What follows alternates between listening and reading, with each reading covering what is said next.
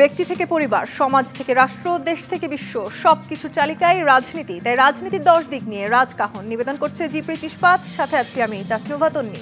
রাষ্ট্র পরিচালনায় রাজনৈতিক দলগুলোর অসহযোগিতা ও পাল্টাপাল্টি বিক্ষোভ ও সমাবেশ করায় সম্প্রতি ক্ষোভ ও হতাশা প্রকাশ করেছেন অন্তর্বর্তী সরকারের প্রধান উপদেষ্টা অধ্যাপক ডক্টর মোহাম্মদ ইউনূস। যদি ঠিকভাবে কাজ করতে না পারেন তাহলে প্রধান উপদেষ্টার পদে থেকে কি লাভ, সে প্রশ্নও নাকি তুলেছেন তিনি।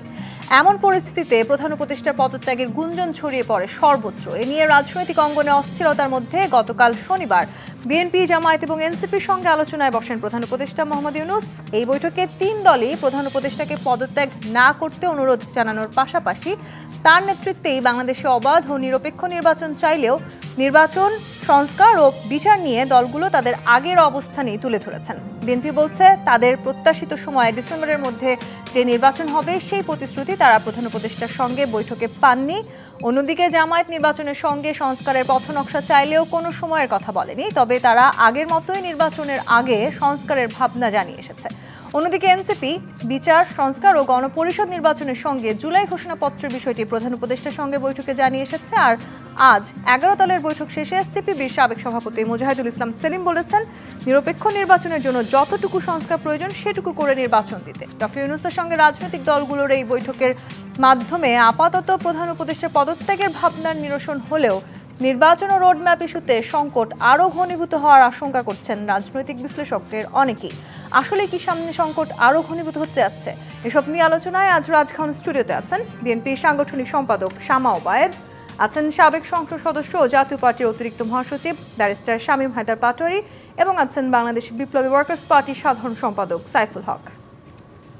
স্বাগত জানাচ্ছি আজকের রাজকাহনে। সাইফুল হক, আজকের উপদেষ্টার সাথে বৈঠকে আপনি সেখানে উপস্থিত ছিলেন এবং প্রায় গত সপ্তাহ থেকে আসলে যেটি এক ধরনের গুজব আসলে ছড়িয়ে পড়েছে সামাজিক যোগাযোগ মাধ্যম থেকে শুরু করে নানান রকম মিডিয়া হাউসগুলোতে, যে ডক্টর মোহাম্মদ ইউনূস অর্থাৎ প্রধান উপদেষ্টা তিনি হয়তো পদত্যাগ করতে যাচ্ছেন।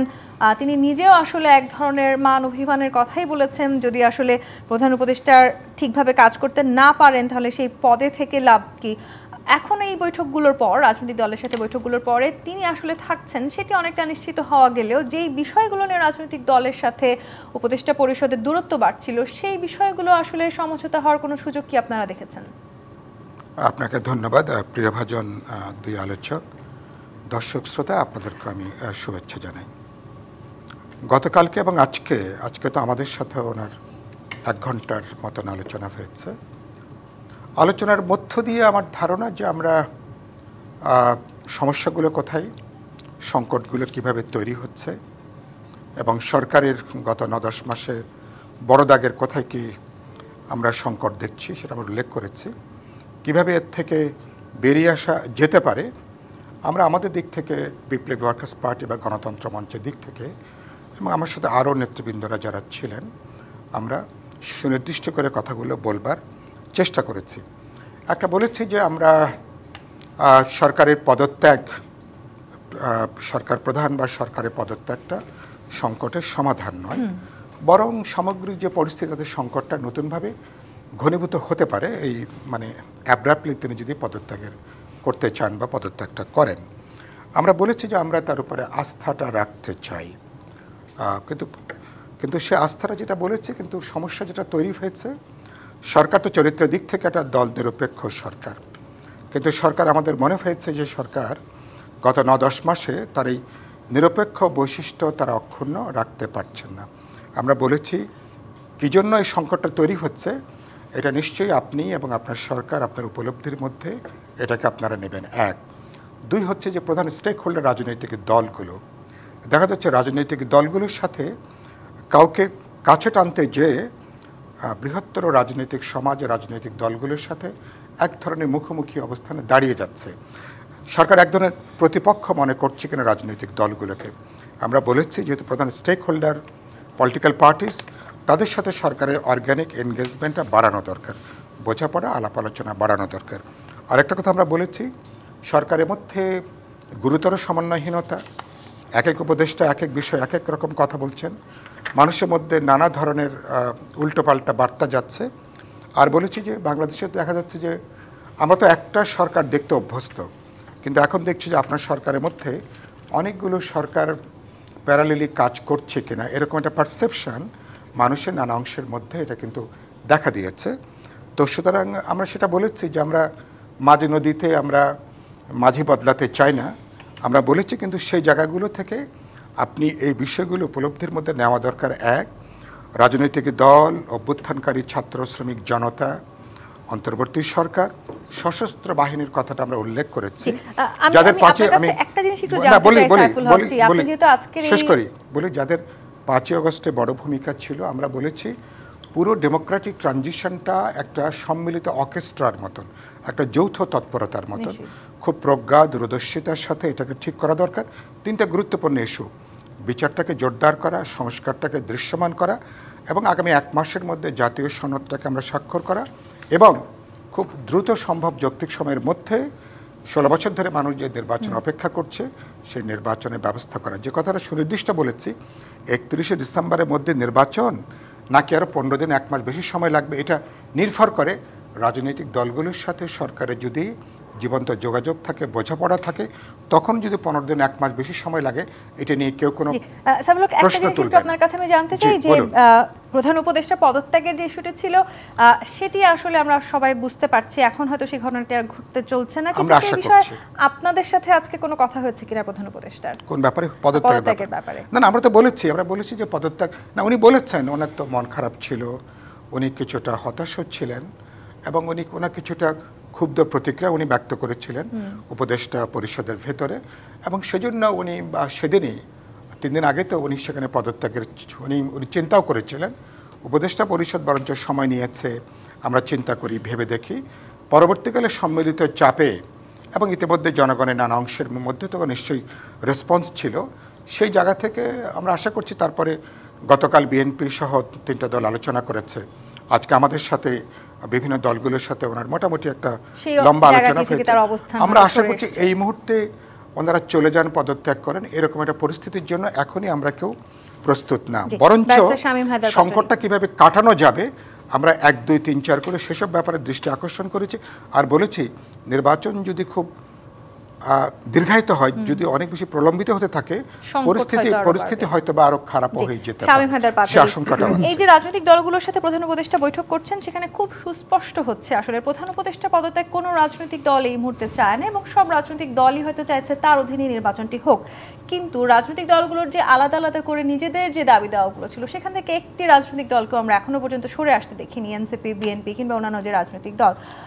তাহলে আসলে কি হতে যাচ্ছে? সংকট কি কমবে নাকি সংকট আসলে বাড়ছেই দিন দিন? ডক্টর ইউনূস স্যার হিমালয় পর্বততুল্য ব্যক্তি, কিন্তু বাংলাদেশের এই জটিল কুটিল রাজনীতির জন্য maybe he is too innocent. আর রাজনৈতিক দলগুলো বলছে ওনার পদত্যাগ চাচ্ছেন না, তো সবাই মিলে ওনাকে 10 বছর ম্যান্ডেট দিলেই তো হয়, সেটা দিচ্ছে না কেন? মানে ওনাকে যদি সবাই এত ভালোবাসে, এত পছন্দ করে, উনি এত জরুরি হয়। প্রেস সচিব তো বলেছেন তিনি থাকলে দেশের কোনো ক্ষতি হবে না। প্রেস সচিবের বক্তব্য 20টা রাজনৈতিক দল বা সাইফুল ভাইও বলতে পারে যে উনি প্রধান প্রাইম মিনিস্টার হিসেবে 10 বছর থাকবে, 5 বছর থাকবে, কেউ কিন্তু সেটা বলছে না। অর্থাৎ এই যে উনি দেশের উপকার করতে আসছেন, যদি আমরা আধ্যাত্মিকভাবে ধরে নিই, কষ্ট করছেন 84 বছর বয়সে, এটার কি মূল্য আছে? এবং যদি ভোট ডিসেম্বরে হয়ে যায়, আপাত দৃষ্টিতে সেখানে বিএনপি ব্যাপক আসন পাবে। একতরফা ভোট হয়ে গেলে সেটা দায় নিয়ে বিএনপি কতদিন থাকতে পারবে, I very doubt. Doctor Yunus স্যারের নিয়োগকর্তারা স্বাভাবিক গতিবিচারে মনে হচ্ছে খুব একটা ভালো রেজাল্ট করবে না ভোটে।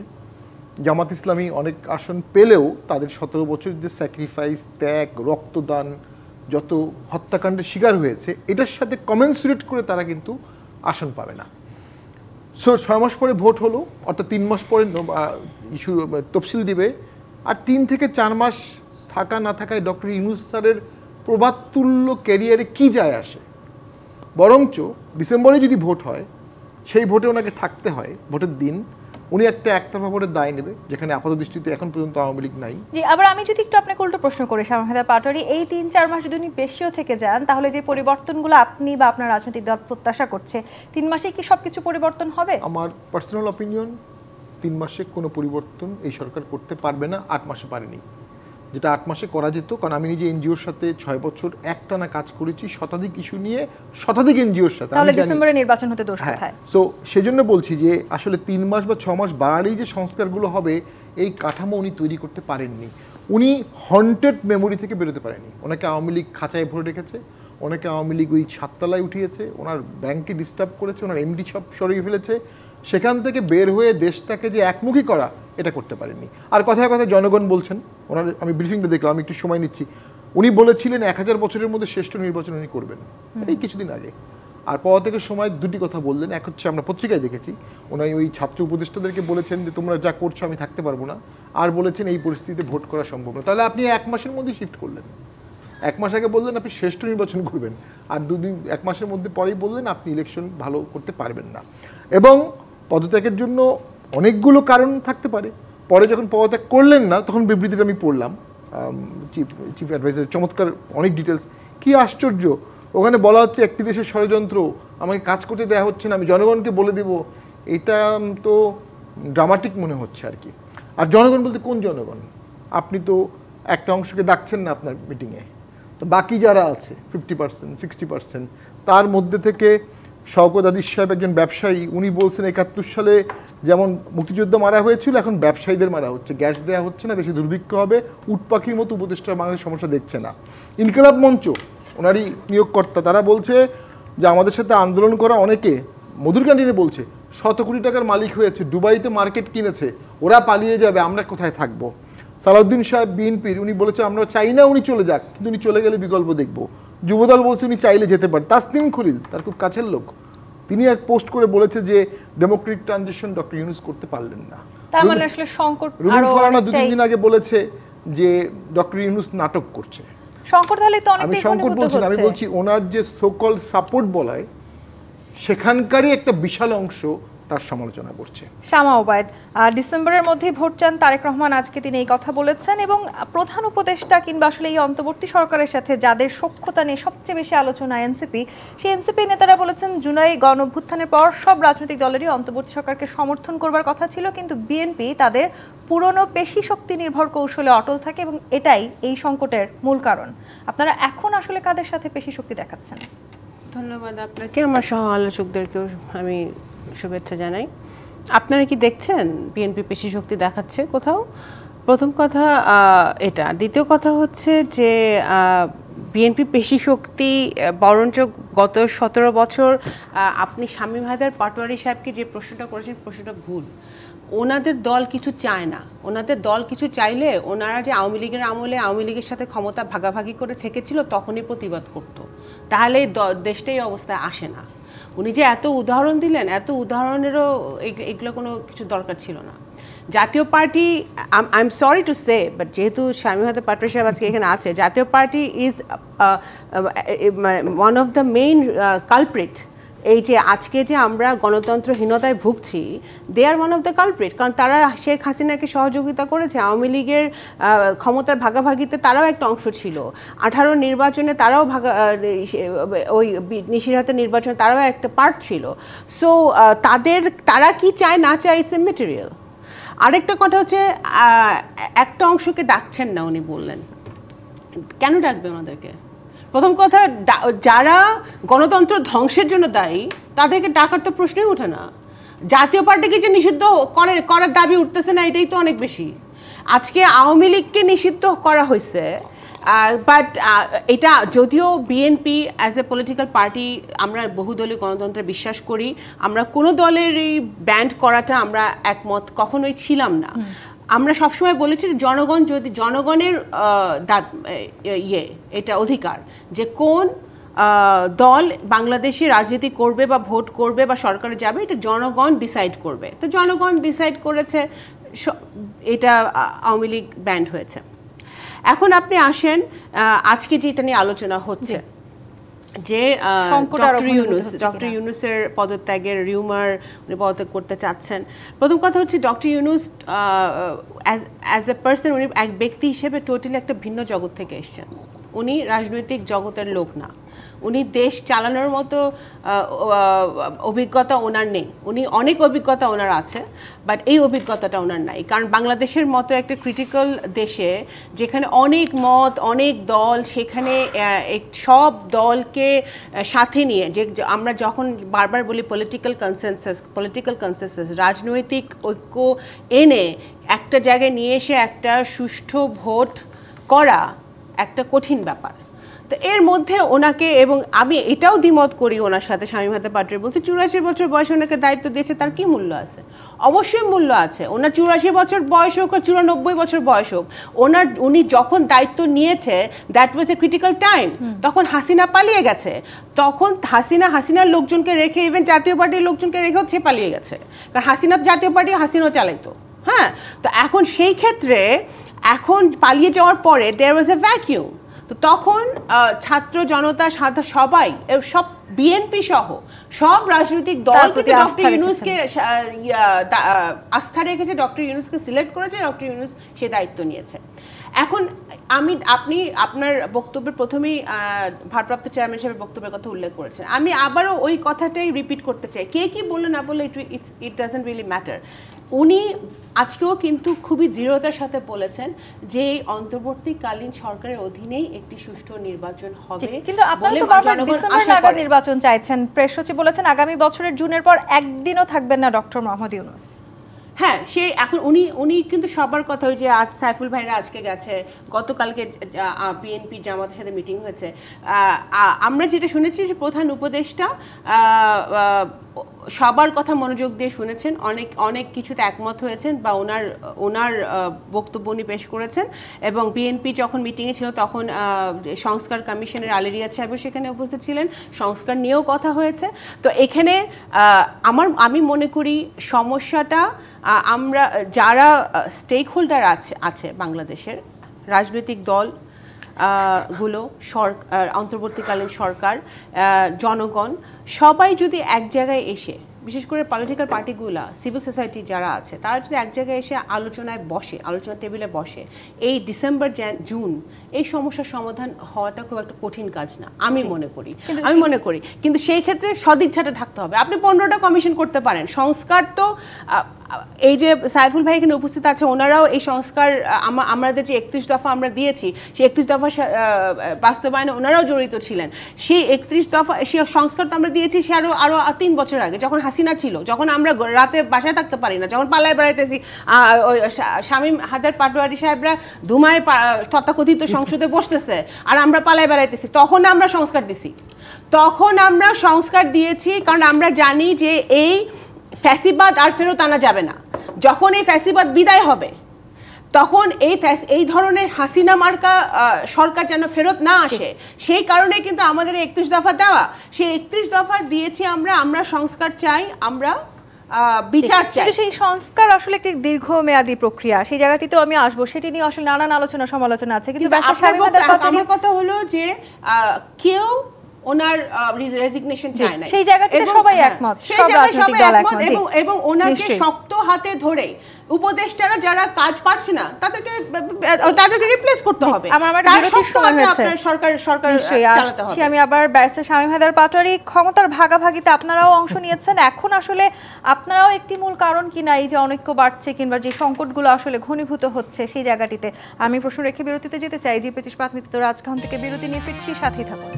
জি25 প্রাথমিক রাজকাহন দেখছেন। ব্যারিস্টার শামীম হায়দার পাটোয়ারি, অনেক অভিযোগ জাতীয় পার্টির বিপক্ষে। শামা ওবায়দও বলছিলেন ক্ষমতার ভাগাভাগিতে আপনারা অংশ নিয়েছেন, এখন অন্তর্বর্তী সরকারের সময় এসে আপনারা বলছেন একটি অংশকে ছাড়াই আসলে তারা সব রাজনৈতিক দলের সাথে বৈঠক করছে। তাহলে এই যে সংকট আসলে রাজনৈতিকভাবে আরো ঘনীভূত হচ্ছে কিনা, সেখানে অনেকটা দায় জাতীয় পার্টিরও আছে কি? জাতীয় পার্টির কিছু দায় তো জাতীয় পার্টি এড়াতে পারে না, এটা সত্য। কিন্তু 14 সালে জাতীয় পার্টি ভোট বর্জন করেছিল লাস্ট মোমেন্টে, যখন আর কোনো উপায় ছিল না নতুন তফসিল করার।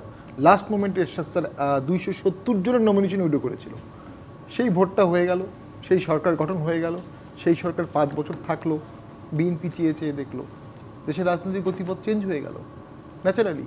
আবার 18 সালে বিএনপি ভোটে গেল, 14 সালে যে ভোটটা 154 জন আনকন্টেস্টেড, 14টাকে কভার আপ করে দিল 18 গিয়ে। এখন আমি যদি বুঝি, রাজনীতি মানেই বহুদলীয় রাজনীতি। ব্যান তো পৃথিবীর কোনো দেশে ভালো কিছু আনবে না। আপনি নাৎসি পার্টি বলতে পারেন, ফ্যাসিস্ট পার্টি বলতে পারেন, মুসলিনি, হিটলার, ঠিক এটার সাথে এটা ওভাবে রিলেট করা ঠিক হবে না। ইনক্লুসিভ ইলেকশন না হলে দেশের একটা বড় অংশের জনগোষ্ঠী ক্ষুব্ধ থাকবে, তারা ফান্ড পেলে আন্দোলন করবে, ব্যবসার পরিবেশ থাকবে না, সরকারকে ডিএস্টাবলাইজড করবে। আর আমি প্র্যাকটিক্যালি যেটা মনে করি, বিএনপি যেহেতু সুষ্ঠু নির্বাচনে জয়লাভ করবে যে কোনো পরিস্থিতিতে, কম্পিটিটিভ ইলেকশনে, সেখানে একটা একতরফা ইলেকশনে গিয়ে সেই ইলেকশনের দায় নিয়ে সরকার গঠন বিএনপিকে আসলে কি ভ্যালু অ্যাড করছে? বিএনপি কি কখনো বলেছে তারা একতরফা নির্বাচন করতে চায়? সেরকম কোনো আকাঙ্ক্ষা তো তাদের মধ্যে নেই। একতরফা তো হচ্ছেই, দেখাই যাচ্ছে একতরফা হচ্ছে। যদি আওয়ামী লীগ না থাকে, জাতীয় পার্টিকে ভোট করতে না দেয়, এই মুহূর্তে তো সামনে নির্বাচনে আওয়ামী লীগের রাজনীতির মাঠে থাকাটাও অনেকটাই অবাস্তব। হ্যাঁ, সেই জন্যই ব্যান করাটা কতটা দরকার ছিল আই ডাউট। এনিওয়ে, আরেকটি ইস্যু হচ্ছে জাতীয় পার্টিরও দোষ আছে, সবার দোষ আছে। জিয়া রহমানের বিরুদ্ধে অভিযোগ আছে না, উনি 1162 জনকে সামারি ট্রায়াল করেছে, অসংখ্য বইতে আছে না? 21শে আগস্ট কার আমলে হয়েছে? এরশাদের আমলে না খালেদা জিয়ার আমলে?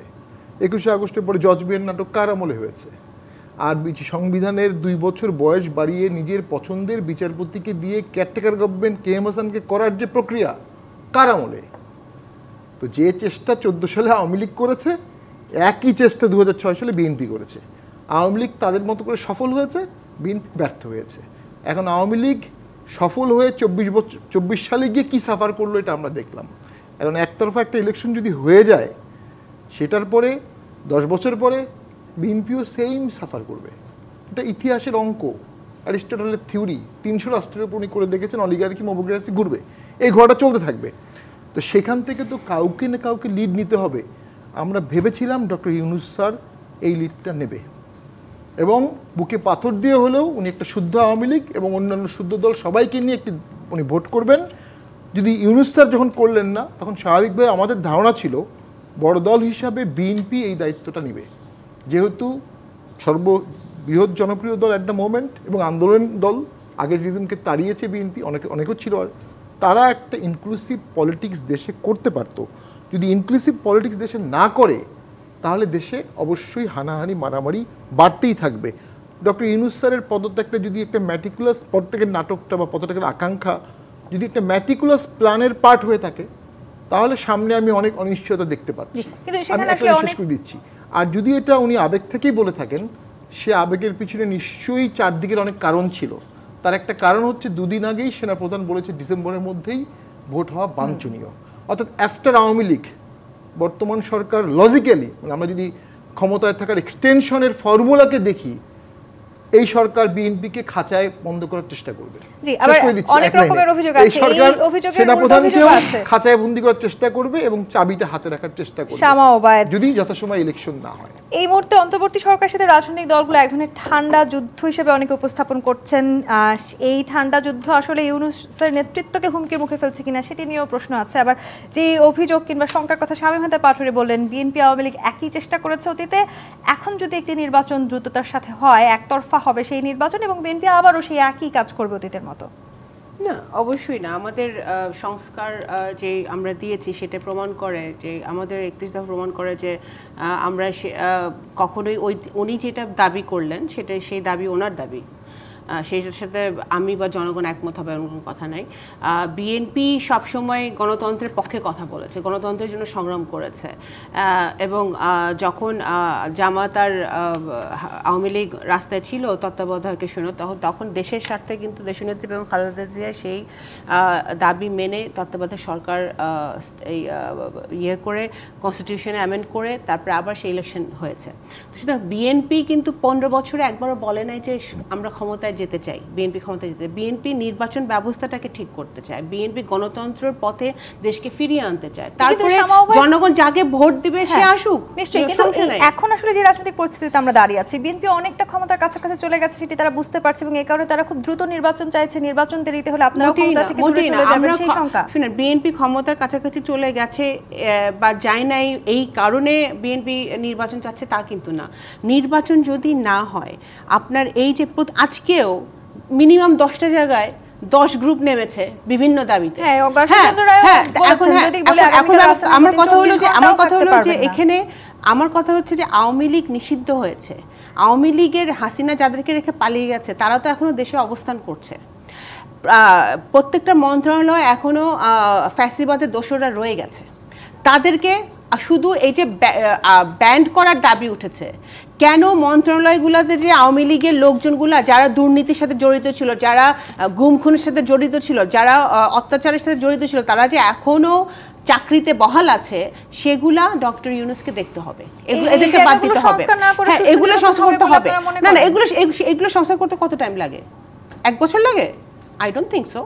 আপনি যদি তারা যদি নির্বাচন কমিশনের কাজ জুন জুলাইয়ের মধ্যে শেষ হয়ে যাবে, তাদের যে ভোটের যে কাজটা, তারপরে আপনার ভোটার তালিকা হালনাগাদ করা, সব জনপ্রশাসন ঠিক করা, যদি তারা এটা করতে পারে, পুলিশ প্রশাসনকে ঠিক করতে পারে, জনপ্রশাসনকে ঠিক করতে পারে, অবশ্যই সদিচ্ছা থাকলে ডিসেম্বরের মধ্যে ইলেকশন হওয়া সম্ভব। তারপরও যদি রাজনৈতিক দলগুলো একমত হয়, সেটা তো আমি আবারও বলছি, সেটা তো বিএনপি বারবার নির্বাচন দাবি করছে কেন? ডক্টর ইউনূস সাহেবও বারবার বলছে যে উনি নিজেও থাকতে চায় না, উনি নিজেও একটা সুষ্ঠু নির্বাচন দিয়ে উনি চলে যেতে চায়, কারণ উনি ওনার যে দায়িত্বটা ছিল, বারবারই বলছি যে বিচার, সংস্কার এবং নির্বাচন, তার মধ্যে বিচার এবং সংস্কার এমন দুটো ব্যাপার, এগুলো আপনি 1 বছরে বা 1.5 বছরে শেষ করতে পারবেন না। আপনি এগুলো কন্টিনিউয়াস প্রসেস। বিচার তো শেখ হাসিনার বিচার হতে হবে, যারা গুলির অর্ডার দিয়েছিল তাদের বিচার হতে হবে, যারা টাকা পাচার করেছিল তাদের বিচার হতে হবে, এগুলো তো 1-1.5 বছরের ব্যাপার না। কিন্তু হ্যাঁ, এখন বিএনপি কিন্তু ওই জায়গায় আছে যে আমরা ক্ষমতায় যাওয়ার জন্য নির্বাচন চাচ্ছি না, আমরা নির্বাচন চাচ্ছি কারণ নির্বাচন যদি একটা সঠিক সময়ে বা আপনার সংস্কার, মানে মোটামুটি যেই নির্বাচনের জন্য যে সংস্কারগুলো দরকার ওগুলো কমপ্লিট করে নির্বাচন না হয়, তাহলে দেশ আরো বিপদগামী হওয়ার সম্ভাবনা আছে সব দেশি বিদেশি ষড়যন্ত্রের কারণে। এবং এই বিপদ বা এই সংকট থেকে বেরিয়ে আসতে সাইফুল হক, আজকে আলোচনার পর আপনারাই বলেছেন যে সরকারকে নিরপেক্ষ বৈশিষ্ট্য নিশ্চিত করতে হবে, এবং আপনি এটিও বলেছেন যে যেসব উপদেষ্টার কারণে সরকার বিতর্কিত হয়ে পড়ছে, সরকারের উচিত অবিলম্বে তাদের অব্যাহতি দেয়। এবং একই দাবি বিএনপিও করেছে, রাজনৈতিক দলগুলোর মাঝে যে দূরত্ব সেটির কারণ কিছু উপদেষ্টা, বিএনপি কয়েকজন উপদেষ্টা কিংবা তাদের পদত্যাগ চাচ্ছেন, এনসিপি আবার কিছু উপদেষ্টা পদত্যাগ চাচ্ছে, নানান দিক দিয়ে আসলে নানানভাবে উপদেষ্টাদের পদত্যাগ চাওয়া হচ্ছে। এই সব কিছু কি শুধু এই অন্তর্বর্তী সরকারকে চাপে রাখবার জন্য? না, একটা তো এটা শুধু চাপের প্রশ্ন না। সরকারের প্রধান যে ম্যান্ডেট, 16 বছর ধরে মানুষ যে নির্বাচনের জন্য অপেক্ষা করছে, মানুষ তার নিজের মার্কায় ভোট দিতে চায়, তো পছন্দের মার্কায় জনপ্রতিনিধি নির্বাচন করতে চায়, সে ধরনের একটা পরিবেশ তৈরি করবার জন্য তাহলে সরকারকে তার একটা দল নিরপেক্ষ বৈশিষ্ট্যটা সরকারকে নিশ্চিত করতে হবে। বিশেষ কোনো দল, মতাদর্শ, গোষ্ঠীর প্রতি তারা যদি ঝুঁকে পড়েন, তাহলে নিশ্চয়ই সেটা অন্তর্বর্তী সরকার তার নিরপেক্ষতা তারা বজায় রাখতে পারবে না। 1, 2 হচ্ছে এটা সরকারকে চাপে রাখার প্রশ্ন না, এটা সরকারের তাদের যে প্রধান ম্যান্ডেট, অবাধ নিরপেক্ষ বিশ্বাসযোগ্য নির্বাচন, প্রতিদ্বন্দ্বিতাপূর্ণ নির্বাচন, সেই নির্বাচন নিশ্চিত করবার জন্য তাকে একটা গণতান্ত্রিক পরিবেশ তাকে তৈরি করতে হবে। আরেকটা যে কথাটা আপনি বলছেন একটু আগে, এই সরকারের কেউ কেউ বলবার চেষ্টা করছেন তাদের নাকি সব কিছু করার নাকি ম্যান্ডেট আছে। না, এই সরকারের সব কিছু করবার ম্যান্ডেট নেই। এটা অভ্যুত্থানের মধ্য দিয়ে সরকার হয়েছে, কথাটা সত্য। 8 তারিখে আমরা বঙ্গভবনে, 5 তারিখে নীতিগতভাবে আমরা বঙ্গভবনের সিদ্ধান্ত নিয়েছি সেদিন রাতে, কিন্তু 8 তারিখে সরকার শপথ গ্রহণ করেছেন। এবং তারা যেই উচ্চ আদালতের তারা যেই রেফারেন্সের ভিত্তিতে তারা শপথ গ্রহণ করেছেন সরকার, তারা দৈনন্দিন নির্বাহী দায়িত্ব তারা পালন করবেন, মানে ডে টু ডে কাজ বলতে যেগুলো আমরা বুঝি। তার মানে হলো মৌলিক নীতিগত প্রশ্নে অথবা স্বাধীনতা, সার্বভৌমত্ব, জাতীয় নিরাপত্তার কোনো প্রশ্নে অনেকগুলো প্রশ্ন আছে যেগুলোর জন্য মানুষের পপুলার ইলেকটেড রিপ্রেজেন্টেটিভ লাগবে, পপুলার ম্যান্ডেট লাগবে। সুতরাং এই সরকার চাইলেও সব কিছু তারা করতে পারবেন না, সে ম্যান্ডেট তাদের নেই। এই জন্য আমরা বলেছি আপনারা যে যাত্রাটা শুরু করেছেন কোথায় থামবেন সেটা যা জানা দরকার। 1, আর আপনাদের সব কিছু করাটা, সব কিছু আপনারা করে যাবেন, আজকে আমি বলেছি এই চিন্তাটা আপনাদের থেকে বাদ দেওয়া দরকার। বাদ দিয়ে যেটা একটু আমরা আলোচনা করলাম, আপনাদের অগ্রাধিকারগুলো ঠিক করা দরকার। হ্যাঁ, অনেকগুলো বিষয় যেগুলো আমরা একমত হয়েছি, বিচারের প্রশ্ন, সংস্কারের ব্যাপারে, যেহেতু একটা গণঅভ্যুত্থানের একটা ম্যান্ডেট, একটা পপুলার ম্যান্ডেট হয়েছে, আমরা দলগুলো আমরা সম্মতি দিয়েছি, আমরা উদ্যোগ নিয়েছি। পুরনো ফ্যাসিবাদী ব্যবস্থা যেহেতু আমরা কেউ এটাকে পুনর্বহাল করতে চাই না, সুতরাং রাষ্ট্র, সরকার, সংবিধান গোটা ব্যবস্থার একটা গণতান্ত্রিক তার রিফর্ম দরকার। তাহলে এগুলো একটা কনসেনসাসের ভিত্তিতে আমরা কিন্তু এগোচ্ছি। সরকার যদি এই জায়গাটাই থাকে, সরকার এই জায়গায় থাকলে সমস্যাটা কম। জন্য আজকে আমি বলেছি যে আপনাদের সরকারের ক্ষেত্রে অনেকের ব্যাপারে গুরুতর প্রশ্ন এসছে, আমরা নাম উল্লেখ না করে বলেছি এইসব ব্যাপারগুলো আপনারা সিদ্ধান্ত নিন। আপনারা বিগত 9 মাসে কেন তোলেন? না না না না, আমরা যখন সমস্যাটা ঘনীভূত হয়েছে তখন তো নিশ্চয়ই, তখন তো আমরা বিপ্লবী ওয়ার্কার্স পার্টির দিক থেকে কথাটা প্রায় শুরু থেকে বলছি। আরেকটা আমরা বলেছি অনেকগুলো প্রশ্ন যার সঙ্গে নিরাপত্তার প্রশ্ন যুক্ত, যার সঙ্গে সার্বভৌমত্বের প্রশ্ন যুক্ত, আপনারা এগুলো আলাপ আলোচনা না করে এগুলো আপনারা যেভাবে পদক্ষেপ নিচ্ছেন এটা ভবিষ্যতে বাংলাদেশকে বড় ধরনের ঝুঁকির মধ্যে ফেলতে পারে। সুতরাং এ ব্যাপারেও আপনাদের উদ্যোগ নেওয়া উচিত না। এটা আমরা ওনাদেরকে পরিষ্কার করে বলেছি।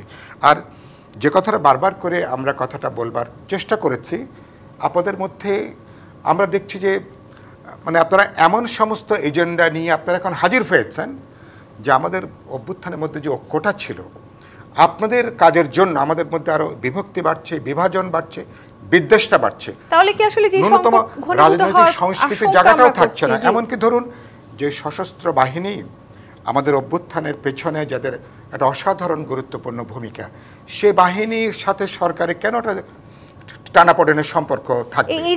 আমি শেষ করি। আবার সরকারের সাথে রাজনৈতিক দলগুলো টানাপোড়েনটা বাসবে কেন? আপনি তো সবাইকে আস্থার মধ্যে নেবেন, বোঝাপড়া তৈরি করবেন, এবং এটা একটা যৌথ একটা অর্কেস্ট্রার মতন, তার মধ্য দিয়ে আমরা আমাদের যাত্রাটাকে আমরা সম্পন্ন করব। তাহলে আসলে যে সংকটের ঘনীভূত হবার আশঙ্কা আমরা প্রকাশ করছি, সেই সংকট ঘনীভূত হবার কারণ কি আসলে অন্তর্বর্তী সরকারের কিছু কার্যক্রম কিনা? এই জায়গাটিতে আমি ফিরবো। জিপিএ ইস্পাত নিবেদিত রাজকাহন থেকে আরেকটি বিরতি নিয়ে ফিরছি সাথী। জিপিএ ইস্পাত নিবেদিত রাজকাহন দেখছেন, ব্যারিস্টার শামীম হায়দার পাটোয়ারি। রাজনৈতিক দলগুলোর সাথে অন্তর্বর্তী সরকারের দূরত্ব বাড়ছে এবং সেখানে বেশিরভাগ রাজনৈতিক দলই এই দূরত্বের কারণ হিসেবে উপদেষ্টাদেরকে দায়ী করছেন কিংবা অন্তর্বর্তী সরকারের কার্যক্রমকে দায়ী করছেন, তাই কি? দেখুন, অন্তর্বর্তী সরকার ব্যর্থতায় পর্যবসিত হচ্ছে, কোনো সন্দেহ নাই। সাফল্যের মাত্রা খুবই, যদি অনেক সীমাবদ্ধতা থাকাটাই স্বাভাবিক, এবং প্রচুর মহল থেকে আন্দোলন হচ্ছে। তারাও তো জনগণেরই অংশ, যে জনগণকে অভিযোগ দেবেন বললেন ছেড়ে গেলে, তারাও তো এই অভিযোগেরই অংশ। দেখুন, জিয়াউর রহমান কিন্তু ক্ষমতায় এসে বহুদলীয় গণতন্ত্র চালু করে ওই আওয়ামী লীগ, যে আওয়ামী লীগ নিজেকে ব্যান করেছিল বাকশাল দিয়ে, ওই আওয়ামী লীগকে সুযোগ করে দিয়েছে, জামাতকেও সুযোগ করে দিয়েছে, শাহ আজিজকে নিয়ে এসে প্রাইম মিনিস্টার করেছে। কারণ কি? ওই যে দেশে একটা বহুদলীয় গণতন্ত্র দরকার, দেশে একটা সকলকে একটা সংসদে প্রয়োজন।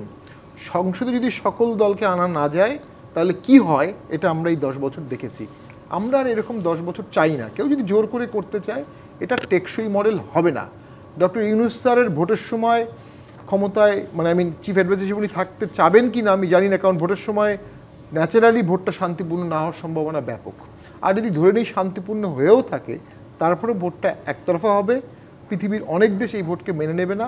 ইউনূস স্যারের মতো একটা মহান ব্যক্তিত্ব বিএনপিকে ক্ষমতা আনার জন্য একতরফা একটা ভোট কেন করবে? সাইফুল হক, আমি কোনো যুক্তি পাই না। ডক্টর মোহাম্মদ ইউনূস কি কোনো না কোনোভাবে বিএনপিকে শুধু ক্ষমতায় আনার জন্য নির্বাচন করবেন? না না না, আমি এটা একেবারেই মনে করি না। তিনি আজকেও যেটা তিনি বলেছেন বা আগেও তিনি যেটা বলেছেন, আমি মনে করি এবার আমরা নানা চ্যালেঞ্জ আছে, প্রতিবন্ধকতা আছে, বাধা আছে, কিন্তু আমাদের মানুষ সত্যি সত্যি এবার একটা দল প্রার্থীকে ভোট দেওয়ার জন্য মানুষ তাকিয়ে আছেন, একটা উৎসবমুখর পরিবেশে, গণতান্ত্রিক পরিবেশে তাকিয়ে আছেন। আমি মনে করি জনগণের রাজনৈতিক যে চেতনা, অভ্যুত্থানের পরে যে মানুষ নিজের অধিকারের ব্যাপারে বাড়তি রকমের সাবধান এবং সতর্ক, তারা সচেতন। রাজনৈতিক দলগুলোর আমি মনে করি একটা দায়িত্বশীলতার জায়গাটা আছে। অন্তর্বর্তী সরকারের তাদের রাজনৈতিক সদিচ্ছাটা সবচেয়ে গুরুত্বপূর্ণ। 3 নম্বর হচ্ছে প্রশাসন এবং আইনশৃঙ্খলা বাহিনী, তাদেরকে সরকারের দিক থেকে যদি পরিষ্কার করে যদি বার্তাটা যায় যে তাদের যদি নির্দিষ্ট কোনো যদি রাজনৈতিক পছন্দ না থাকে, আমি মনে করি তুলনামূলকভাবে আজকে তিনিও উল্লেখ করেছেন 100 ভাগ হয়তো স্বচ্ছ করা যাবে না, কিন্তু একটা নিশ্চয়ই একটা ভালো অবাধ নিরপেক্ষ প্রতিদ্বন্দ্বিতাপূর্ণ নির্বাচন করা সম্ভব। আমি মনে করি এটা আমাদের সবার জন্য চ্যালেঞ্জ। এটা শুধু প্রফেসর ইউনূসের জন্য চ্যালেঞ্জ না, রাজনৈতিক দল, জনগণ, সমাজের সকল অংশের মানুষ। আরেকটা যেটা শামীম হায়দার পাটোয়ারি বললেন, আমি এক লাইনে উল্লেখ করতে চাই, ভবিষ্যতে আপনাকে হাঁটতে গেলে আপনি আমরা বলছি আমরা একটা বহুদলীয় রাজনীতি করব, আমরা একটা বহুমাত্রিক সমাজ, আমরা একটা ইনক্লুসিভ সমাজ করতে চাই, বহুত্ববাদ করতে চাই। তাহলে সমাজের প্রতিটা অংশকে, রাজনীতির নানা মানুষকে যাদের বিরুদ্ধে অপরাধ তাদেরকে আইনের আওতায় এনে গ্রেপ্তার করেন, তাকে বিচার করেন, কিন্তু কারো অপরাধের জন্য একটা বিশাল জনগোষ্ঠীকে, বিশাল অংশকে তার রাজনৈতিক অধিকার থেকে নিশ্চয়ই আপনি বঞ্চিত করতে পারেন না। সুতরাং নতুন যাত্রা করার জন্য কিভাবে একটা ডেমোক্রেটিক পলিটিক্যাল অ্যাটমসফিয়ারে তারা যুক্ত হতে পারে, এই প্রজ্ঞা দূরদর্শিতা পরিচয় দেওয়া দরকার। শামা ওবায়দ, বিএনপির সামনে শঙ্কা আছে, সমীকরণ আছে, নানান রকম নির্বাচন কেন্দ্রিক।